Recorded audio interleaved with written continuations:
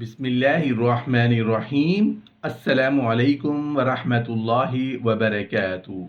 मौत के बाद बातें करने वाले लोग। हज़रत रबी रज़ी अल्लाह अन्हु एक बहुत बड़े मुत्तकी परहेजगार और अल्लाह के मकबूल बंदे थे। कसरत के साथ नवाफिल अदा करते और रोजे रखा कर। उनकी जब वफात हुई तो उनके 3 भाई उनके पास बैठे हुए थे। वो कहते हैं कि हमने देखा कि हजरत रबी ने एकदम अपने मुंह से कपड़ा हटा दिया और अस्सलाम वालेकुम कहा। हमने वालेकुमुस्सलाम कहकर जवाब दिया और ताज्जुब से कहा, मौत के बाद आप कलाम कैसे फरमा रहे हैं, जबकि हम तो आपको गुस्ल दे चुके हैं और नमाज जनाजा अदा करने के लिए तैयार हैं। उन्होंने जवाब दिया, हाँ, मौत के बाद मैंने अपने रब से ऐसे हाल में मुलाकात की कि वो गजबनाक नहीं थे।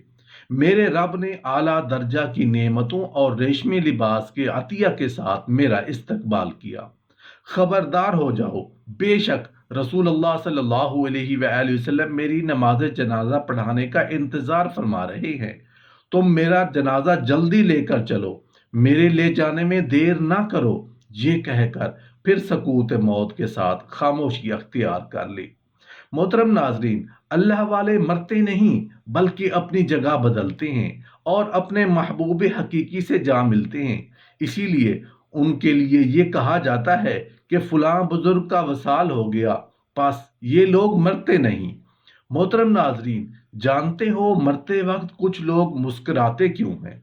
मोहतरम नाजरीन, हमें एक बात याद रखनी चाहिए कि मौत के वक्त जुबान पे वही कुछ आता है जो जिंदगी में बार बार जुबान पे आता है। इस्तदलाल सिलसिला सहीह की रिवायत में उलमाए कराम फरमाते हैं कि हजरत आसिया अलैहिस्सलाम के जिस्म पर फिरौनियों ने मेखें लगाईं और उनकी एक ही तमन्ना थी कि ऐ अल्लाह, मैंने सदारती महल छोड़ा। फिरौन की बीवी के इशारा पर 4000 गुलाम हर काम करने के लिए तैयार होते थे। हजरत आसिया अलैहिस्सलाम फरमाती हैं, ऐ अल्लाह, मैंने सब कुछ छोड़ा है, सिर्फ एक तमन्ना है, या अल्लाह, अब मेरा घर अपने पड़ोस में बनाना।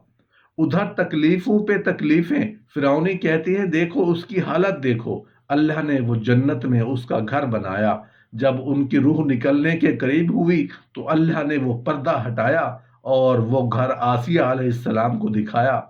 जो ही उन्होंने देखा तो मुस्कुराई और साथ ही अल्लाह के पास चली गई। लिखारी लिखते हैं कि अल्लाह जुल जलाल ने दाखिलुल जन्ना के अल्फाज तो नहीं बुलवाए, वो जन्नत दिखाई होगी जिसको देख के वो मुस्कुराई और अल्लाह ने अपनी जन्नत में उन्हें मेहमान बना लिया।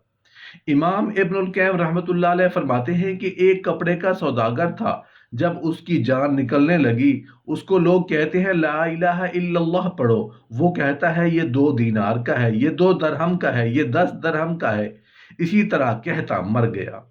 मरते वक्त शराब नोशी करने वाले को कहा ला इलाहा इल्लल्लाह कलमा पढ़ो, तो आगे से कहता है पहले तुम खुद पी लो फिर मुझे पिलाना, और इसी तरह कहता हुआ मर गया। जो काम इंसान दुनिया में करता है मौत के वक्त वही याद आता है। रिवायत है अलकमा रहमतुल्लाह अलैह से कि वो अपने भतीजे के पास गए जबकि वो मौत की हालत में था और उसकी पेशानी से पसीना निकल रहा था। अलामा अलकमा रहमतुल्लाह अलैह हंसने लगे।